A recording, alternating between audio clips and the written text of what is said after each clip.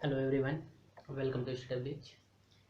तो आज का हमारा जो थर्ड पार्ट है, तो इस थर्ड पार्ट में मैथ के जितने भी बचे हुए टॉपिक हैं, ज्योमेट्री से रिलेटेड है, मेंसुरेशन है, वो सारे कंप्लीट करेंगे।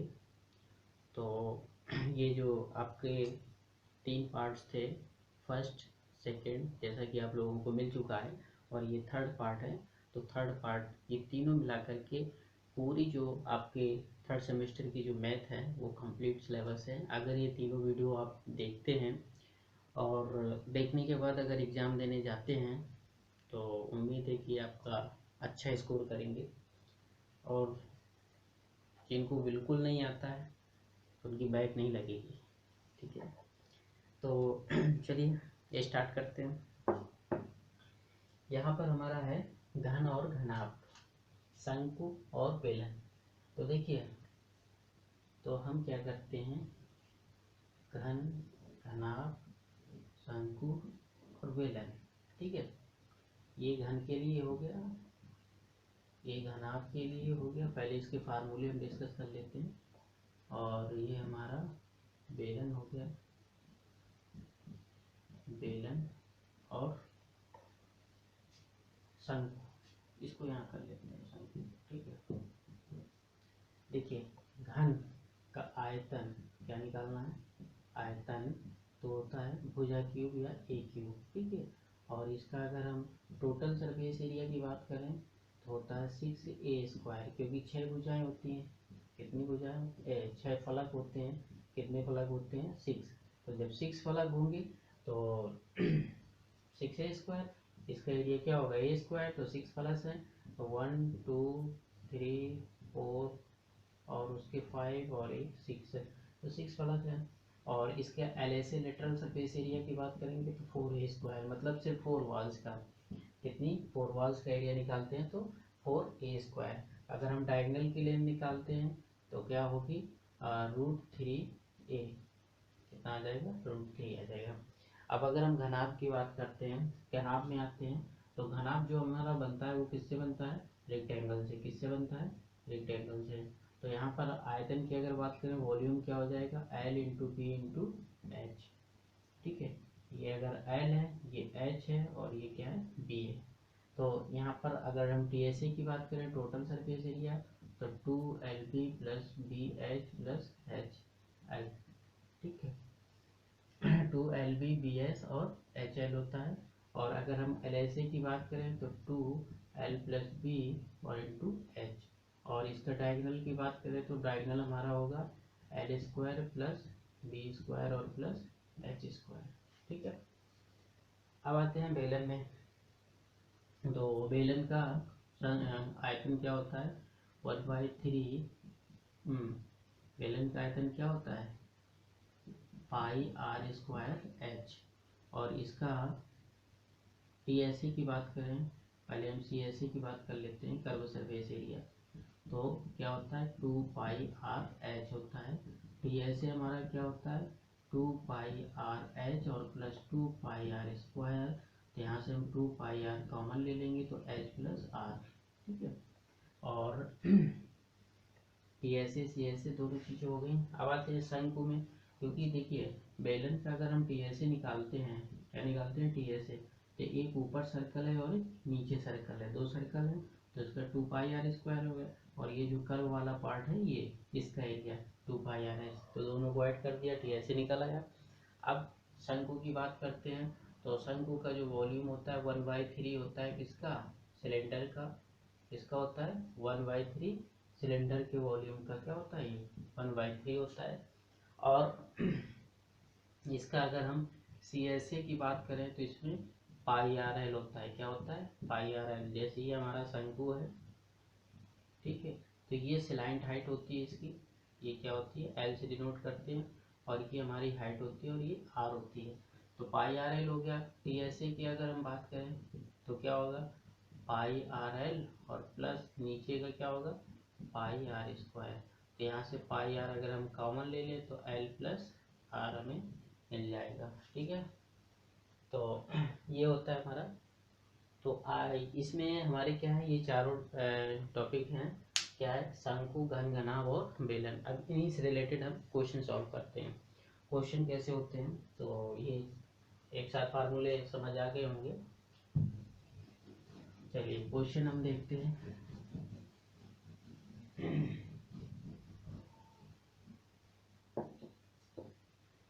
एक घनाभ की लंबाई, चौड़ाई और ऊंचाई क्रमशः एक घनाभ की लंबाई, चौड़ाई और ऊंचाई क्रमशः दी हुई है। क्या दी हुई है, 10 सेंटीमीटर, 8 सेंटीमीटर और 5 सेंटीमीटर। 10 सेंटीमीटर, 8 सेंटीमीटर और 5 सेंटीमीटर, ठीक है। और इसके बाद में पूछे क्या, घनाभ का आयतन, पृष्ठ और विकर्ण ज्ञात कीजिए। 3 चीजें यहाँ से निकालना है। क्या, घनाभ का आयतन, तो घनाभ का आयतन क्या होता है, L into B into H. तो 10 इंटू 8 और इंटू 5, 80, 8 5 40, कितना आ जाएगा आपका 400, कितना आ जाएगा 400 सेंटीमीटर क्यूब। अब पूछा है पृष्ठ, पूछा है इसका टीएसए पूछा है, टोटल सरफेस एरिया, संपूर्ण पृष्ठ। तो क्या होता है 2LB plus B H plus H L. यहाँ से आएगा 2LB 10 into B 8 plus 8 into 5 plus 5 into 10, multiply कर लेते हैं। 80 प्लस 40 और प्लस 50, कितना हो जाएगा 90, 8 दूनी 16, 170, 170 आ जाएगा। तो ये आ जाएगा 140, कितना आ जाएगा सेंटीमीटर स्क्वायर। टी ऐसे आ गया। इसके बाद पूछा है क्या, विकर्ण। तो विकर्ण डायगोनल क्या होता है हमारा, root L square plus B square और प्लस एच स्क्वायर। यहाँ से डायगोनल आ जाएगा हमारा रूट, L की वैल्यू कितनी दी हुई है 10, तो 10 का स्क्वायर प्लस 8 का स्क्वायर और प्लस 5 का स्क्वायर। 10 का हो गया 100 और प्लस 8 का 64 और प्लस 5 का 25। तो क्या आ जाएगा 5 4 9 और 6 2 8, और कितना आ जाएगा 6 2 8 और 189, कितना आ जाएगा 189।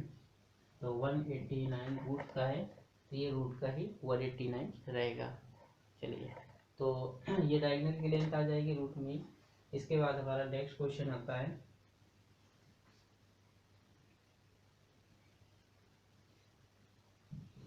तो ये तीनों चीजें इस क्वेश्चन में हमने फाइंड कर ली। अब हमारा नेक्स्ट क्वेश्चन आता है, क्या है नेक्स्ट क्वेश्चन, देखिए मैं हर टाइप का एक क्वेश्चन कराऊंगा, इसमें तीनों चीजें निकल आएंगी। अब सीधे हमारा आता है कि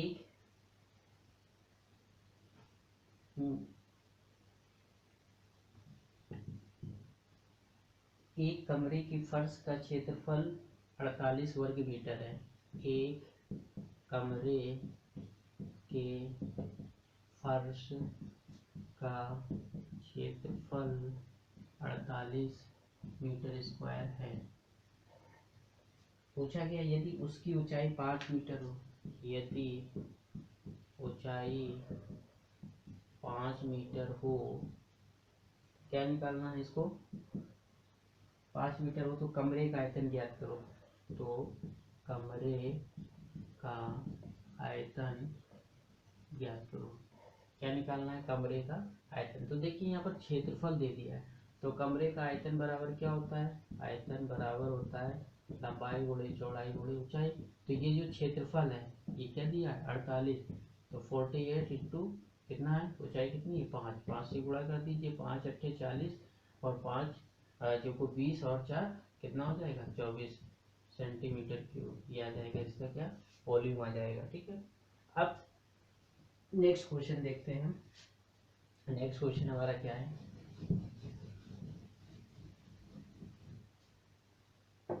नेक्स्ट क्वेश्चन है एक कमरे की भीतरी लंबाई चौड़ाई और ऊंचाई। ये इंपॉर्टेंट क्वेश्चन है आपके एग्जाम का, जो आपको दीर्घ उत्तरीय प्रश्न में मिल जाता है। क्या, एक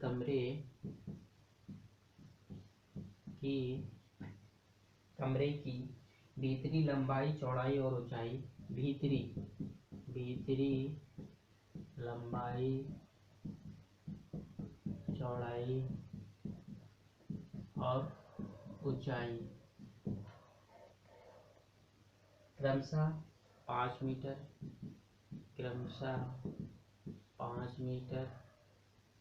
3 मीटर और 2 मीटर है, 3 मीटर और 2 मीटर है।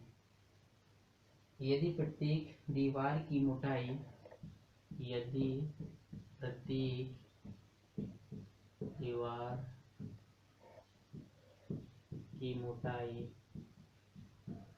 कितनी दी हुई है यहाँ पर 20 सेंटीमीटर हो तो कमरे की चारों दीवारें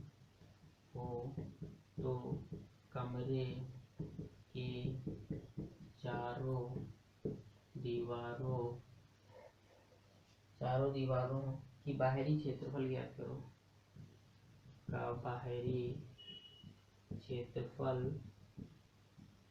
ज्ञात करो, ठीक। चलिए निकालते हैं भाई। तो देखिए जो कमरे की भीतरी लंबाई चौड़ाई दी है, क्या दी है, भीतरी। तो अगर मान लीजिए हमारा ये एक रूम है, क्यूबाइड शेल में हमने बना लिया इसको, ठीक।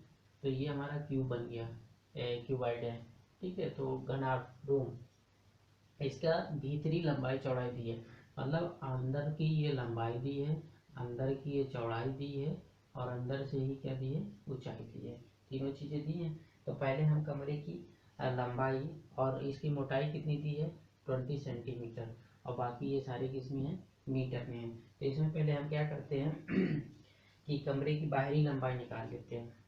कमरे की बाहरी लंबाई क्या आएगा, ये अंदर की लंबाई दी हुई है, भीतरी लंबाई 5 सेंटीमीटर 5 मीटर।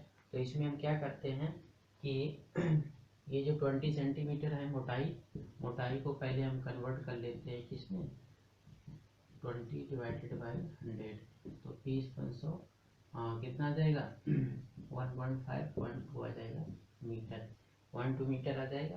तो 0.2 मीटर को हम क्या करेंगे, इसमें से -2 इंटू 0.2 मीटर कर देंगे।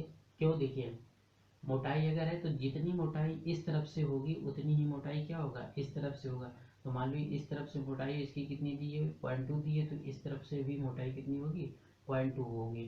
तो ये अंदर की दी है, भीतरी की क्या दी है, अंदर का दिया हुआ है। तो जब ये अंदर का दिया है तो इसमें क्या करेंगे, हम प्लस कर लेंगे, क्योंकि अंदर की मोटाई ये दी है, तो ये मोटाई जो होगी ये थिकनेस क्या करेंगे, इधर से ऐड कर लेंगे और इधर से ऐड कर लेंगे। अगर बाहर की दिया होता तो माइनस कर देते। तो ये किसका दिया हुआ, आंतरिक दिया हुआ, तो इसमें प्लस कर देंगे, कितना आ जाएगा ये 5 प्लस 2 2 4.4, तो कितना आ जाएगा ये 5.4 मीटर आ जाएगा, कितना आ जाएगा 5.4 मीटर आ जाएगा।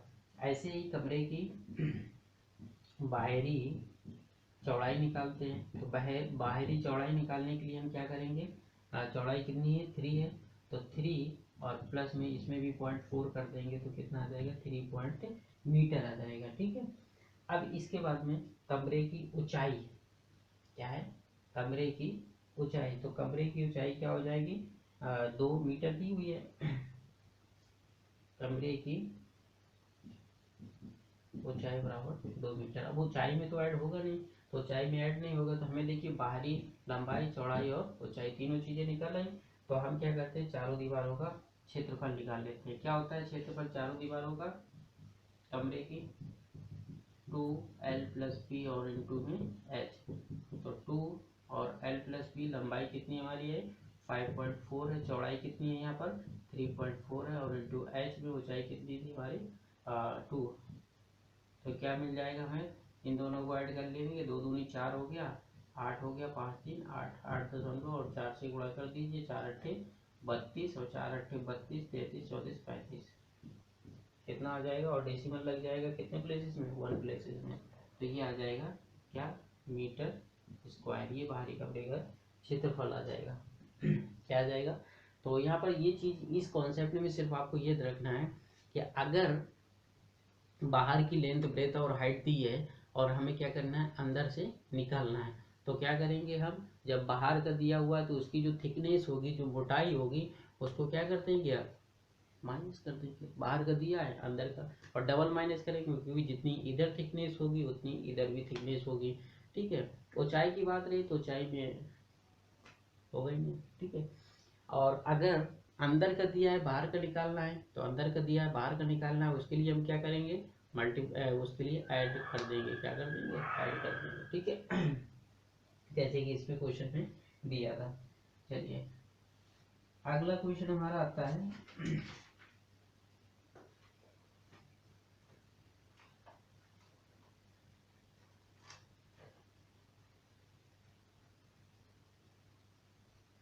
क्वेश्चन है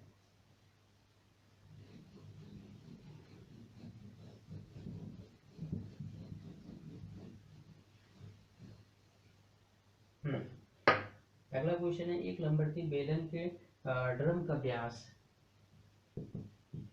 एक लंबवती बेलन, एक लंबवती बेलन के ड्रम का व्यास, बेलन के ड्रम का व्यास, ड्रम के व्यास 55 सेंटीमीटर है। कितना है, 55 सेंटीमीटर है। तब लंबाई 120 सेंटीमीटर है, तथा लंबाई 120 सेंटीमीटर है। ठीक है, और इस ड्रम में कितने लीटर पानी आएगा, इस ड्रम में कितने लीटर पानी आएगा। तो यहाँ देखिए इसमें क्या है कि ये कितना है, 155 सेंटीमीटर की क्या है, इसका व्यास दिया हुआ है और लंबाई दी है। तो ये क्या है, हमारा एक ड्रम है, सिलेंडर शेप में होगा। तो इसका क्या पूछा है कि ड्रम में कितना पानी आएगा, और वो भी किस में पूछा है, लीटर में। किसमें पूछा हुआ है, लीटर में। तो 1 लीटर इज इक्वल कितना होता है आपका 1 litre is equal 1000 centimetre cube. जैसे जो दूध मापने वाला होता है मग, तो वो क्या है, उसकी जो, उसका जो बेस होगा, जो इसका व्यास होगा, वो क्या होगा 10 सेंटीमीटर की होगी, और लेंथ भी उसकी क्या होगी, और 10 सेंटीमीटर, और हाइट भी 10 सेंटीमीटर की होगी। तो उसका जा करके हम वॉल्यूम निकाल लेंगे, क्या, पाई आर स्क्वायर एच हाइट। तो क्या निकालते हैं, पाई आर स्क्वायर। तो ये जो मग होता है, जो दूधिया यूज करते हैं दूध नापने के लिए, वो 1 लीटर का होता है। तो इसका मतलब है कि उसका जो व्यास होगा वो कितना होगा, रेडियस जो होगा, त्रिज्या उसकी कितनी होगी, 10 सेंटीमीटर की होगी, और हाइट भी उसकी क्या होगी, 10 सेंटीमीटर की होगी। तो ये होता है 1 लीटर इज इक्वल क्या होता है, 1000 सेंटीमीटर क्यूब होता है। चलिए इसमें आते हैं, क्या व्यास दिया हुआ है। तो यहाँ पर व्यास दिया है 2r बराबर 55 सेंटीमीटर, क्या दिया है, तो r बराबर कितना हो जाएगा 55/2 सेंटीमीटर। ठीक है, लंबाई यहाँ पर क्या दी है, तो लंबाई यहाँ पर कितना दिया हुआ है, हाँ हाँ, लंबाई यहाँ पर जो दी है, लंबाई उसकी हाइट हो जाएगी कितनी, 120 सेंटीमीटर। तो क्या होता है formula, pi R square H, volume का होता है पाई आर स्क्वायर एच। तो पाई क्या है, पाई की वैल्यू हम रख देते हैं 22/7 इंटू आर, आर की वैल्यू क्या है 52 इंटू 55/2, और इंटू एच 120 है। ठीक है, कितना है ये 120 है। तो अगर हम क्या करते हैं और इसको सॉल्व कर लेते हैं, थोड़ा सा कटेगा कहीं, 4 से तो ये कट जाएगा, 4 कितना हो जाएगा, 2 दूनी 4 और 4 के 12, 30 आ जाएगा। और जब 30 आ जाएगा इसको मल्टीप्लाई कर लेंगे, क्या 22 और इंटू 55 इंटू 55 और इंटू 30, और अपॉन में नीचे कितना हो जाएगा 7। तो इसका जब मल्टीप्लाई कर लेंगे तो कितना आ जाएगा, इसका आ जाएगा लगभग में 280 और 5 पॉइंट कितना आ जाएगा 285 214 आ जाएगा। कितना आ जाएगा 214 आ जाएगा। इसको मल्टीप्लाई करके हम 7 से जब डिवाइड करेंगे तो कैलकुलेट करने पर इतना क्या आ जाएगा, ये सेंटीमीटर क्यूब आ जाएगा। अब इसको क्या करना है, हमें लीटर में कन्वर्ट करना है, तो इसमें 1000 से आप डिवाइड कर दीजिए। 1000 से जब डिवाइड कर देंगे तो हमें क्या मिल जाएगा, यहाँ पर सीधे मिल जाएगा 285.214 लीटर। तो ये इसका आ जाएगा। सिंपल निकालने का है मेरा। लीटर अगर क्वांटिटी पूछता है उसकी तो कैपेसिटी तो वॉल्यूम निकालते हैं। तो इस तरीके से हम सिलेंडर का क्वेश्चन सॉल्व करते हैं। चलिए आगे नेक्स्ट क्वेश्चन हम देखते हैं। नेक्स्ट क्वेश्चन हमारा देखते हैं हम, शंकु का क्वेश्चन है हमारा। क्या है,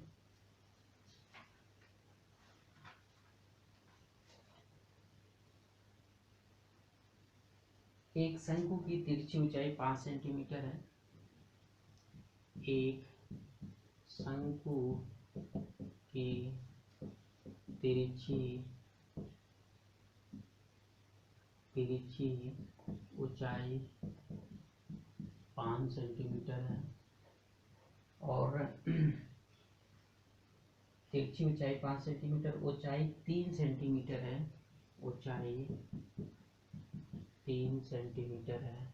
तो पूछा क्या है, शंकु के आधार की त्रिज्या ज्ञात कीजिए। शंकु के आधार की त्रिज्या ज्ञात कीजिए। चलिए वही ज्ञात करते हैं।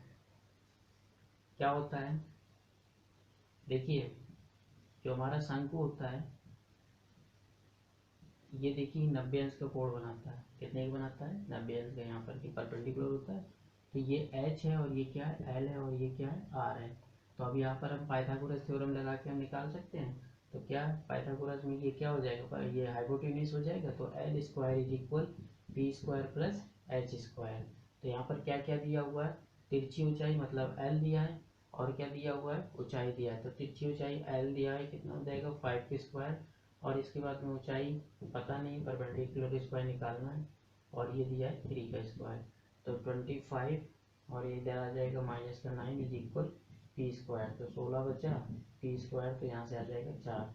कितना आ जाएगा, पी 4 आ जाएगा 4। तो इसमें परपेंडिकुलर जो ये हाइट थी हमारी, पी को हमने क्या लिया था, जो पी है इसको हमने एच लिया था। तो यहाँ आ जाएगा कितना, 4 सेंटीमीटर। चलिए नेक्स्ट क्वेश्चन देखते हैं, शंकु का ही है।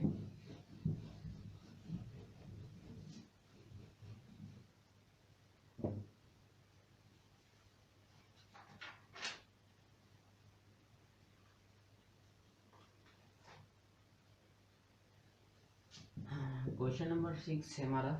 क्या है, उस बड़े से बड़े शंकु का आयतन ज्ञात कीजिए। उस बड़े से बड़े शंकु का आयतन ज्ञात कीजिए। ज्ञात कीजिए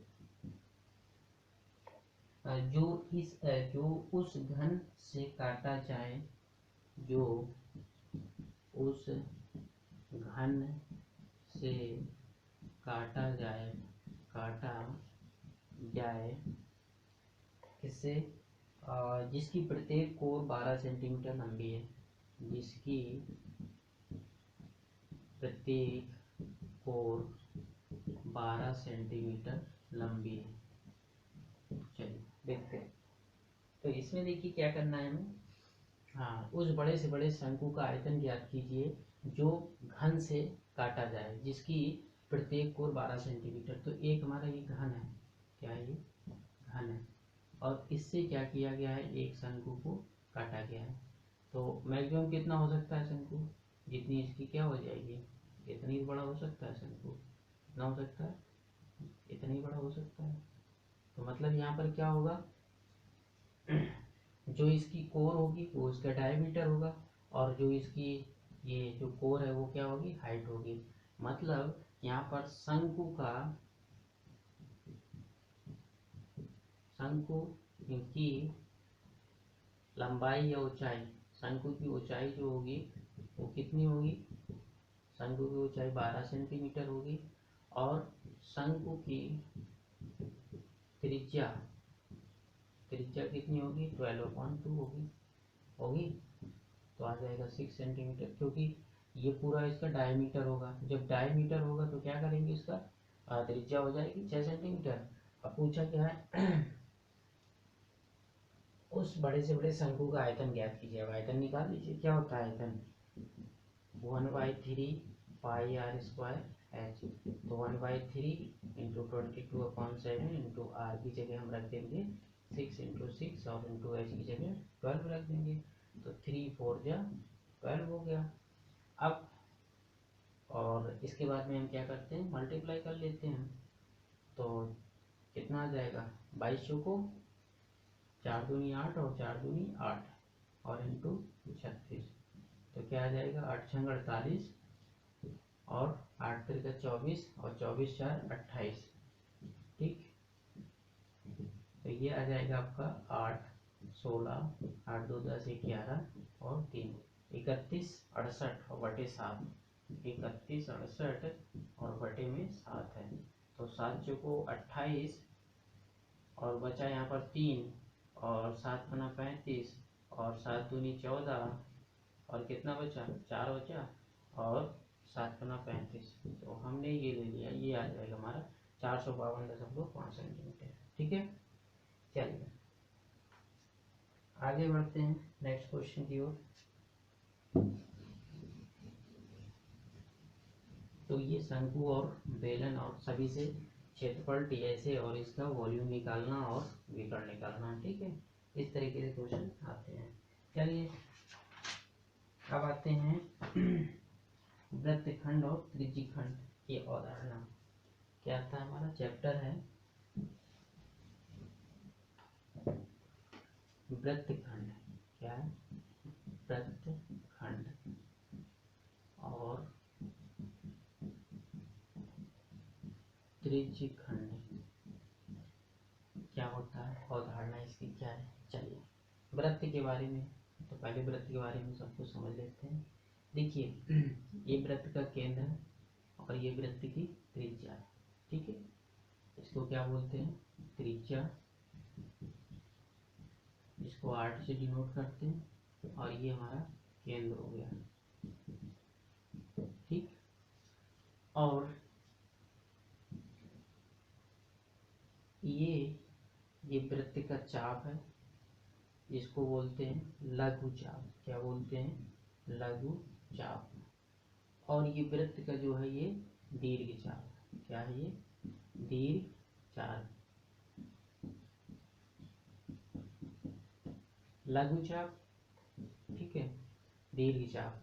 ठीक, लघु चाप मतलब छोटा चाप है ये, दीर्घ चाप बड़ा चाप। ये जो आर्क है माइनर सेगमेंट और मेजर सेगमेंट, ये लघु चाप क्या है माइनर सेगमेंट और ये मेजर सेगमेंट है। इसको क्या बोलते हैं, इसको जीवा बोलते हैं। क्या बोलते हैं जीवा।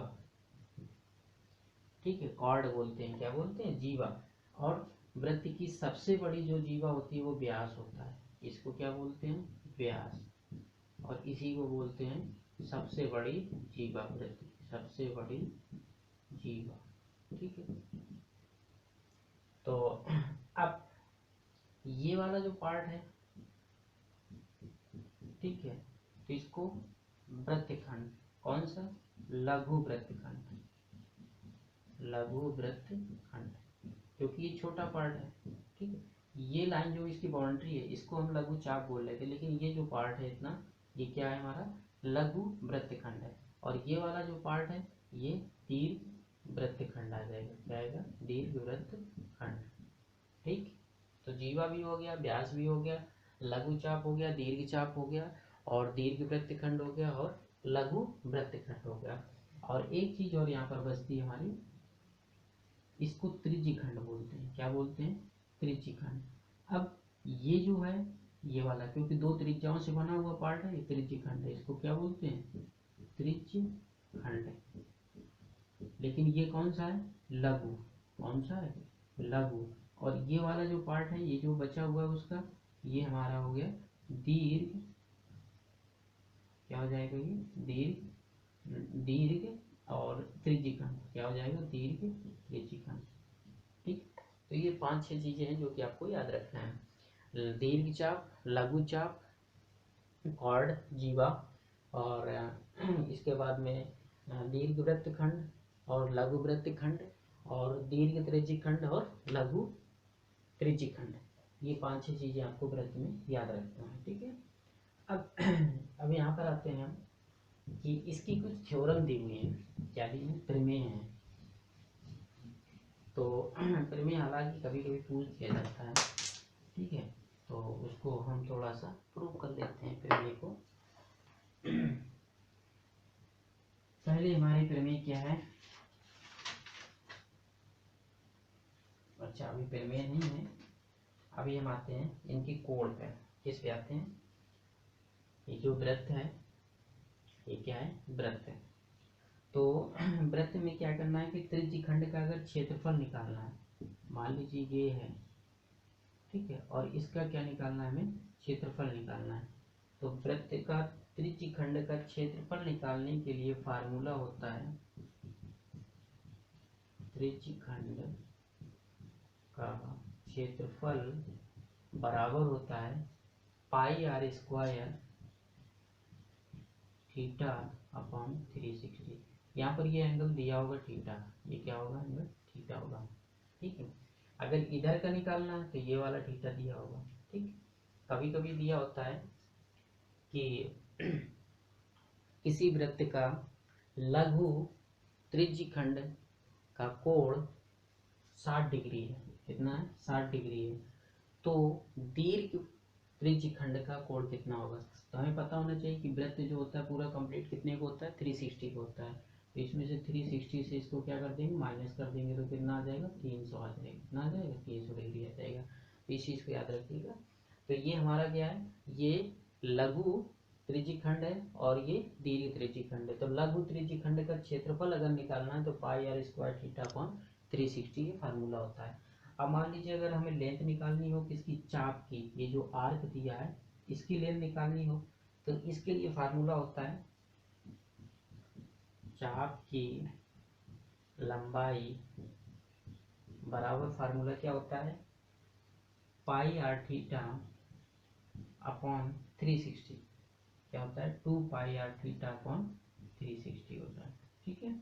क्योंकि 2 पाई आर क्या होता है, सरकमफेरेंस होता है, 2 पाई अपॉन थीटा अपॉन 360 इतना आर की आ जाएगा। तो ये दो फार्मूले हैं हमारे त्रिज्यखंड और चाप के लिए, ठीक है, क्लियर। अब आते हैं क्वेश्चन कैसे आते हैं इससे, तो इससे रिलेटेड कुछ क्वेश्चन भी देख लेते हैं दोनों फार्मूले से। क्या हमारा क्वेश्चन है, एक घड़ी की बड़ी सुई, एक घड़ी की बड़ी सुई क्या है, बड़ी सुई की लंबाई 12 सेंटीमीटर है, सुई की लंबाई 12 सेंटीमीटर है, कितनी है, 12 सेंटीमीटर है, और वह 40 मिनट में कितनी दूरी तय करेगी, वह 40 मिनट में कितनी दूरी तय करेगी, कितनी दूरी तय करेगी, ठीक है। तो देखिए पहले तो हमें पता होना चाहिए कि 40 मिनट में कोण कितना बनेगा। तो देख लीजिए एक घड़ी है और क्या है, ये 12 हो गया, 3 हो गया, 6 हो गया, और ये क्या हो गया, 9 हो गया। 4 पार्ट में डिवाइड कर दिया। अब 4 पार्ट में कर दिया तो सीधा सीधा आपको पता है कि कितने कोण हो गए, 90 अंश का, 90 अंश का हो गया। तो ये क्या है, ये अगर 12 है तो यहाँ पर क्या हुआ, 1, और यहाँ पर 1 हो गया, यहाँ पर क्या हो गया, 2 हो गया, और यहाँ पर क्या हो गया, 3, ये 2 है और ये 1 है। तो ये पूरा कितने का है, 90 डिग्री का। तो 1 मिनट में कितने एंगल बनाएगी, 1 मिनट में, तो अगर 90 और अपॉन 15, क्योंकि कितना मिनट है ये, 15, तो 15 छक्का 90, कितना डिग्री कोण बनाएगी घड़ी की सुई, 1 मिनट में 6 डिग्री का एंगल बनाती है, कितने का, 6 का। मतलब ये मिनट की अगर सुई यहाँ पर है और यहाँ पर अगर ये क्या करती है, ये एक, यहाँ तो 5 मिनट हो गए, 5 मिनट यहाँ, 5 ही मिनट यहाँ पर, तो अगर 1 मिनट की बात करें तो कितना एंगल बनाती है, 6 डिग्री। तो ये क्या है, 12 सेंटीमीटर के 40 मिनट में कितनी दूरी तय करेगी, ठीक है। तो ये 12 सेंटीमीटर लंबी है, तो ये तो इसकी त्रिज्या हो गई 12 सेंटीमीटर।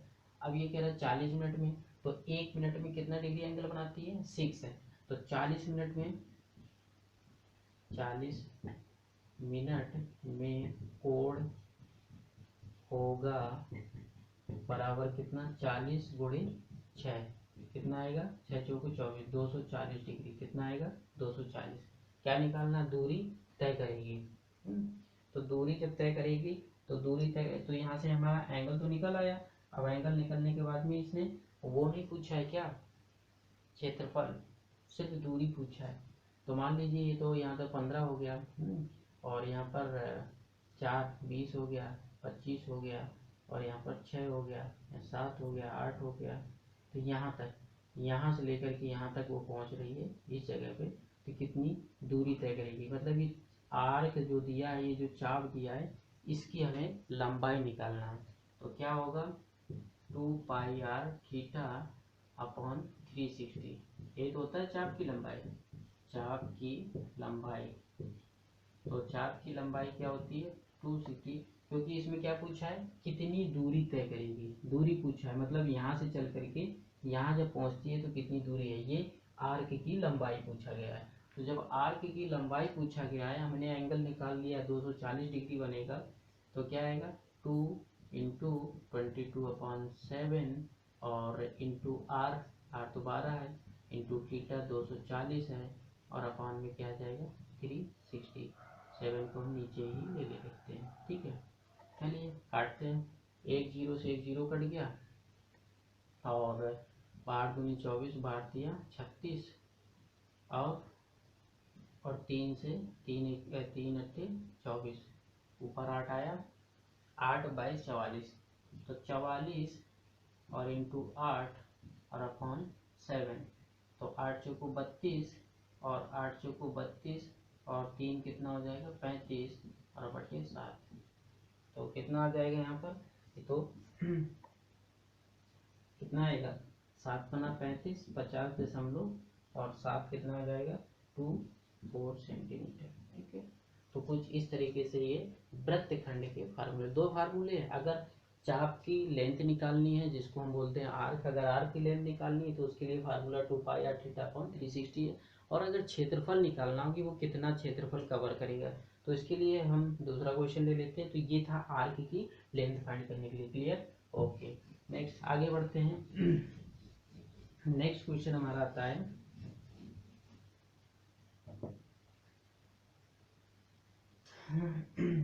एक घड़ी की मिनट की सुई 7 सेंटीमीटर लंबी है। एक घड़ी की मिनट की सुई 7 सेंटीमीटर लंबी है, ठीक। और क्या दिया है, और 3:10 से 3:20 के बीच, 3:10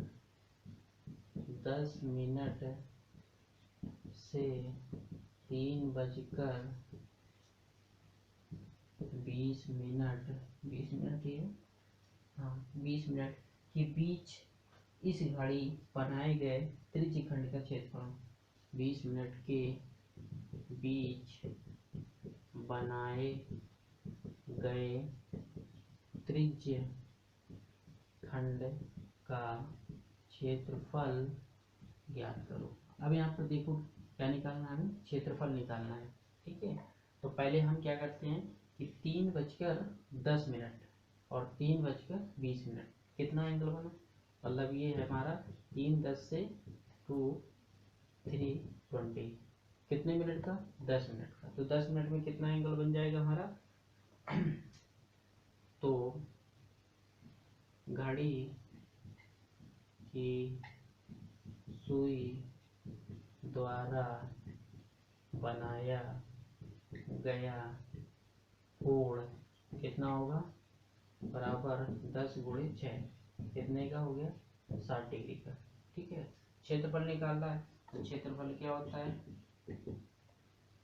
पाई आर स्क्वायर थीटा अपॉन 360, तो पाई 22/7 और इंटू आर 7 × 7 इंटू थीटा 60 और अपान में 360। 0 0 6 6 का 36, 7 से 7 कट गया, ठीक है।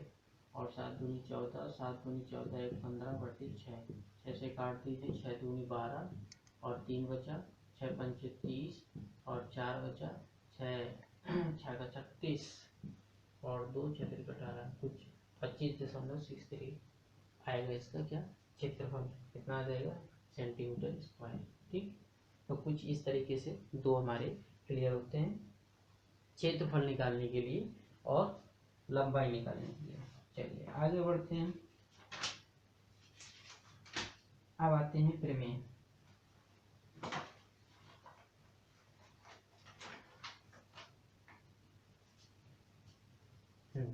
ये तो वृत्तखंड और त्रिज्यखंड का जो क्षेत्रफल और आर्क की लंबाई निकालने के लिए दो क्वेश्चन 2 टाइप्स के आपके दिए थे, ठीक है। अब आते हैं हम आगे। वृत्त के चाप द्वारा वृत्त के केंद्र, टॉपिक हमारा क्या, वृत्त के चाप द्वारा वृत्त के केंद्र तथा परिधि पर बने कोण का संबोधन, तथा परिधि पर बने कोण, इसके बारे में है सब, ठीक है। वृत्त के चाप द्वारा वृत्त के केंद्र और परिधि पर बना हुआ कोण है। तो पहली यहाँ पर थ्योरम हमारी आती है, प्रमेय क्या है कि वृत्त के किसी चाप द्वारा, वृत्त के किसी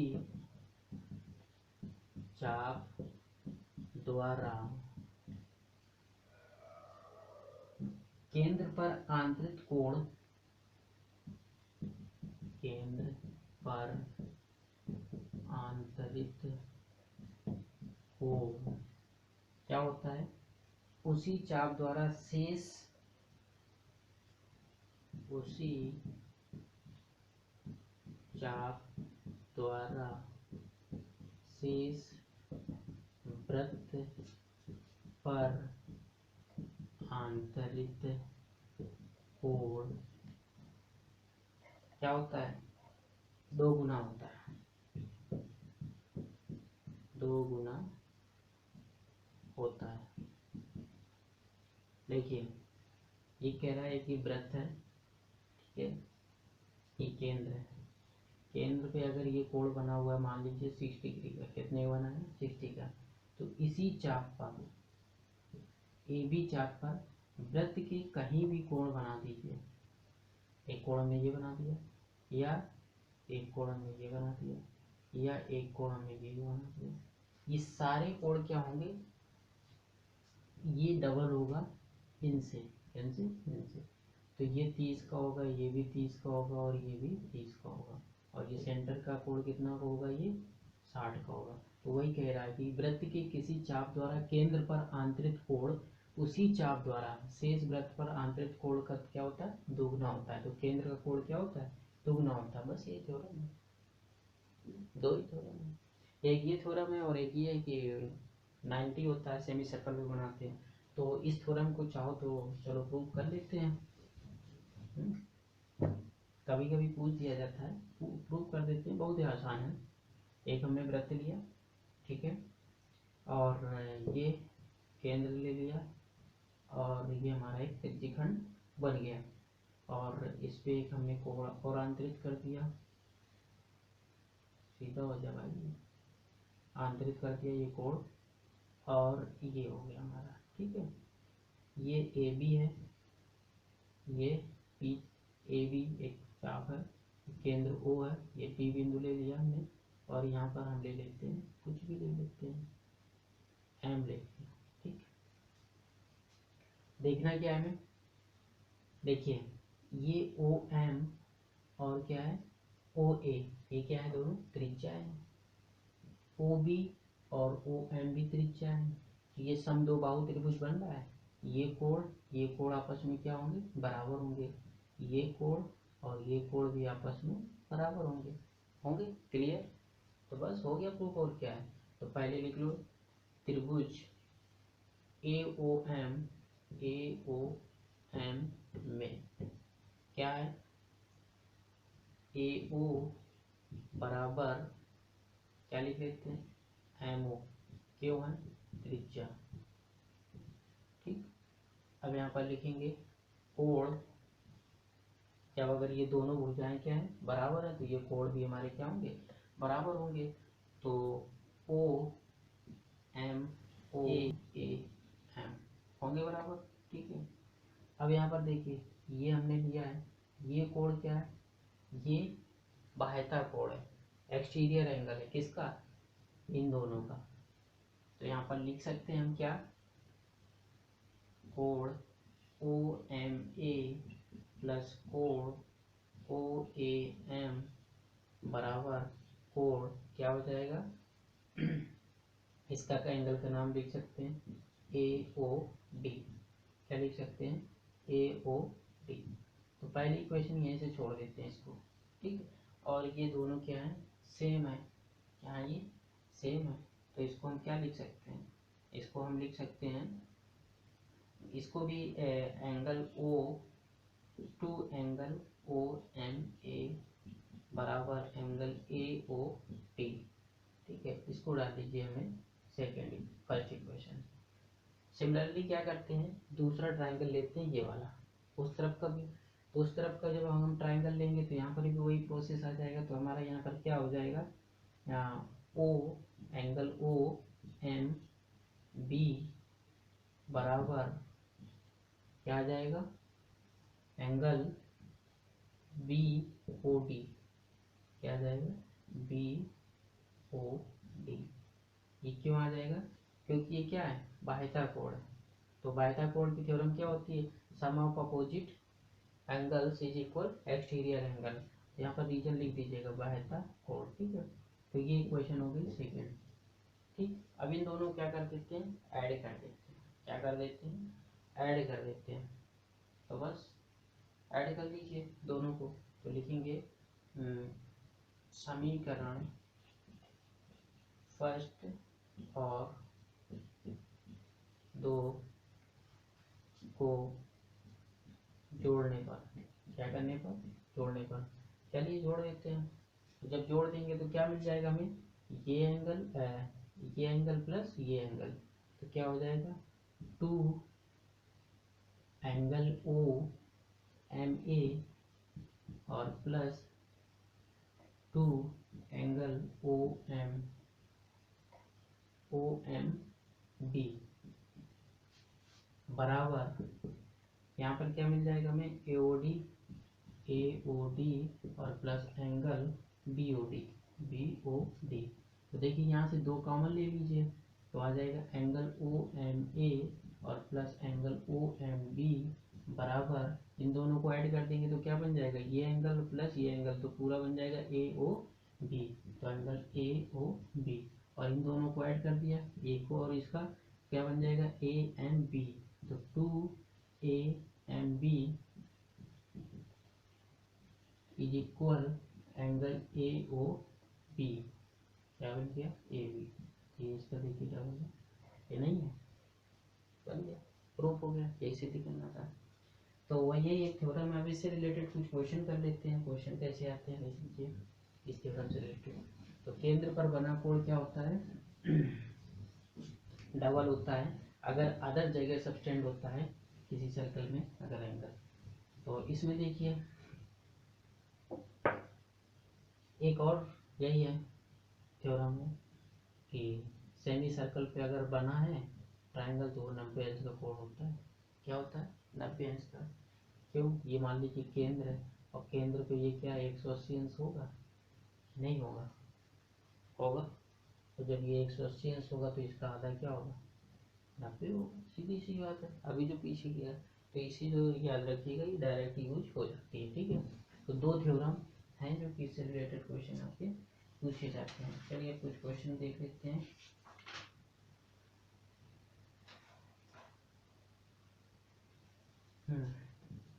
क्वेश्चन क्या है हमारा कि एक ये फिगर दिया हुआ है केंद्र है,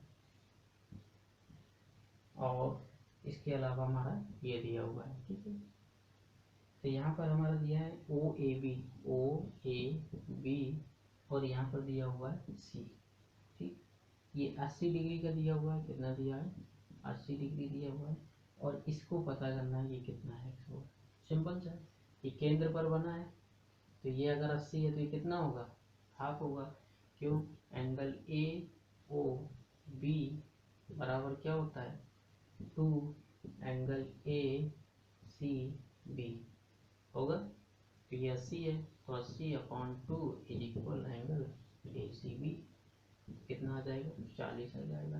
ए सी बी कितना है एक्स है, 40 डिग्री आ गया सीधे से। ये सेंटर पे बना हुआ है, उसका क्या हो जाएगा, हाफ हो जाएगा, ठीक है। अगला क्वेश्चन देखते हैं।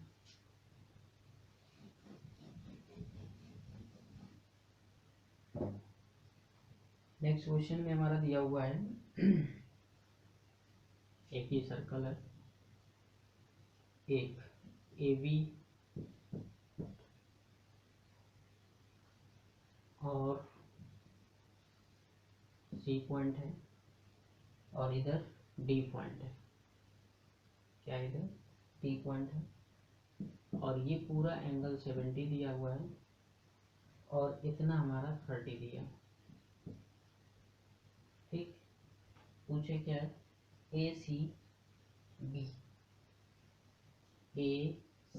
बी पूछा है, सिंपल सा है, क्या इन ट्रायंगल, इसमें ए डी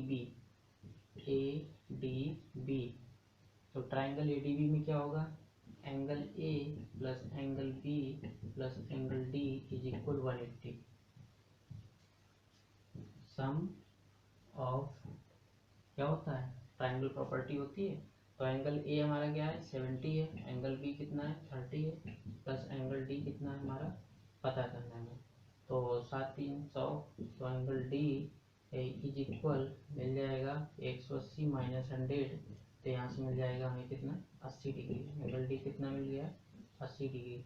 अब भैया जब ये 80 है तो सी भी 80 होगा, अभी तो थ्योरम पढ़ी है, हाँ होगा। क्यों, क्योंकि ये सेम आर्क किस पे ए पी पे बना है, ए बी पे ये भी बना है और ए बी पे ये भी बना है। और जब ए बी हमारा ये दिया हुआ है सेम आर्क है, तो अभी मैंने बताया कि अगर सिर्फ केंद्र का कोण जो होता है वो डबल होता है, लेकिन अदर जगह जो अगर कोण बने होते हैं, अगर सेम आर्क पे बना है तो वो क्या होता है बराबर होता है। क्या होता है बराबर होता है। तो बस आ गया डी 80 आ गया, तो जब डी 80 है तो सी भी हमारा क्या होगा 80 होगा, ठीक है। इसके बाद हमारा नेक्स्ट क्वेश्चन आता है, इसी से रिलेटेड है।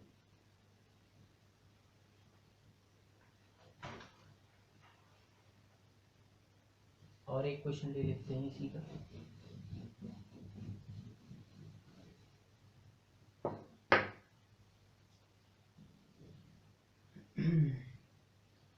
ए बी और सी है, और इधर भी हमारा एक एंगल दिया हुआ है, तो सी और इधर डी है। पूछा क्या किया है 120 और दे दिया है, और क्या है 25 है, इतना ये 25 दे दिया गया, और ये 120 दे दिया गया, ठीक है। अब पूछा क्या गया है, तो इसमें बी और ई की वैल्यू पूछा है। चलिए बी निकालना है, क्या निकालना है ये बी। चलिए तो बी निकालते हैं पहले। देखिए ये 25 है, तो ये हमारा क्या है, ये कोई पॉइंट दिया है, ये तो यहाँ पर चलिए ये 120 है, कोई पॉइंट ले लेते हैं यहाँ पर हम। तो ये 120 है, तो ये कितना होगा 60 होगा, क्योंकि ये स्ट्रेट लाइन कितनी होती है 180 का होता है। जब ये 60 है और ये कितना हो गया 25, तो 60 और 25 कितना हुआ 85। और अब ये ले लेंगे ये ट्रायंगल, इन ट्रायंगल किसमें ये वाला ट्रायंगल बी सी एम में, तो 60 प्लस 25 तो क्या हो जाएगा 100, 180 और माइनस 50, 85, 5 बचा, और इधर कितना बचेगा हमारा 17, 95, कितना आ जाएगा, ये आ गया 95। तो जब ये 95 आ गया तो ये भी कितना हो जाएगा, सीधी सिंपल सी बात है, 95 हो जाएगा। ठीक है, आगे बढ़ते हैं।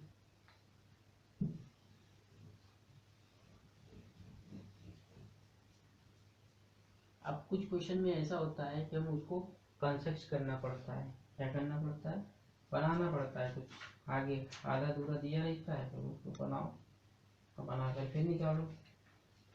तो कुछ क्वेश्चन ऐसे भी हैं हमारे, उनको भी देख लेते हैं।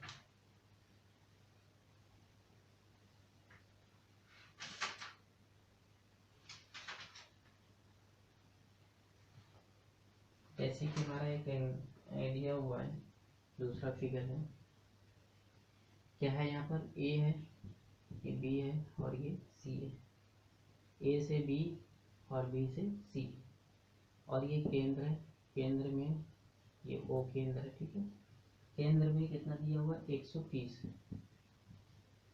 पूछा क्या गया है, ए बी सी निकालना है, ये एंगल निकालना है। तो एक साइक्लिक की प्रॉपर्टी होती है क्या, इसको आगे तक बढ़ा दीजिए, ज्वाइन कर दीजिए। जब ये 130 केंद्र का है, क्योंकि सेम आर्क बेसी पे बन गया, ये खुद का कंस्ट्रक्शन है, तो ये कितना हो जाएगा, 130 का आधा 65, और जब ये 65 आ गया तो इन दोनों का सम कितना होता है, 180। यहाँ पर पी पॉइंट ले लीजिए, कितना होता है 180, मतलब angle P plus angle B, क्योंकि साइक्लिक के अपोजिट एंगलों का सम 180 होता है, इज इक्वल 180 डिग्री। तो ये अगर 65 है पी, तो 65 plus angle B is equal 180, तो एंगल बी इज इक्वल आ जाएगा कितना, 180 माइनस 65, तो 5 बचा, और इधर बचा कितना आपका 2 1 15, 115, तो आ जाएगा एंगल बी। तो कुछ इस तरीके के भी क्वेश्चन है, बाकी आप बुक से आप प्रैक्टिस कर सकते हैं। मैंने हर टाइप का क्वेश्चन एक एक ले लिया है। इसके बाद एक टेंजेंट से भी रिलेटेड है, टेंजेंट क्या होता है वो भी देख लीजिए। स्पर्श रेखा है वृत्त की, तो ये वृत्त है, ठीक है, और वृत्त की स्पर्श रेखा जैसे ये है, मतलब वृत्त को कहीं एक पॉइंट पे क्या करता है, इसको स्पर्श करता है, तो क्या कहलाता है, ये स्पर्श रेखा। क्या है, स्पर्श रेखा, ठीक है। और ये जहाँ पर कट करती है वहाँ से क्या है, 90 डिग्री एंगल भी बनाती है केंद्र पे, कहाँ पर, केंद्र पे। अब क्वेश्चन इसमें कैसे आते हैं, यहाँ पर क्या बना जी, 90 डिग्री बना दिया। क्वेश्चन आते हैं यहाँ पर ओ बी 5 सेंटीमीटर है, कितना है ये, 5 सेंटीमीटर है, और भी जब 5 सेंटीमीटर और त्रिज्या दी है इसकी कितना, 3 सेंटीमीटर, तो पूछा है कि उसकी लंबाई निकालिए स्पर्श रेखा की, स्पर्श रेखा की लंबाई। तो पाइथागोरस थ्योरम से सीधे निकाल सकते हो। यहाँ पर क्या है, क्योंकि 90 है, 90 का अपोजिट क्या होता है, हाइपोटेन्यूस होता है, तो ओ बी का स्क्वायर बराबर O M square plus M B square. तो ओ एम कितना हमारा 3 है, और प्लस एम बी कितना है हमें पता करना है, और ओ बी कितना है हमारा 5 है, तो 5 का स्क्वायर हो गया 25, और -9 is equal M B square. तो यहाँ से निकल आएगा आपका 16 एम बी स्क्वायर, तो इसका स्क्वायर हटाइए तो आ जाएगा एम बी कितना आ जाएगा 4। तो एक क्वेश्चन इस टाइप का भी आपसे कभी कभी पूछ लिया जाता है। अब इसके बाद में आपका आता है कंस्ट्रक्शन वर्क है, 2 रचनाएं दी हैं टेंजेंट ड्रा करने के लिए, तो हो सकता है वो टेंजेंट ड्रा करने के लिए आ जाता है, तो वो भी, उसके लिए मैं कंपास के साथ में फिर एक वीडियो बना दूंगा कंस्ट्रक्शन का, तो इसलिए आप उसको देख लीजिएगा, तो वो भी आप कर सकेंगे। इसके बाद हमारा नेक्स्ट आता है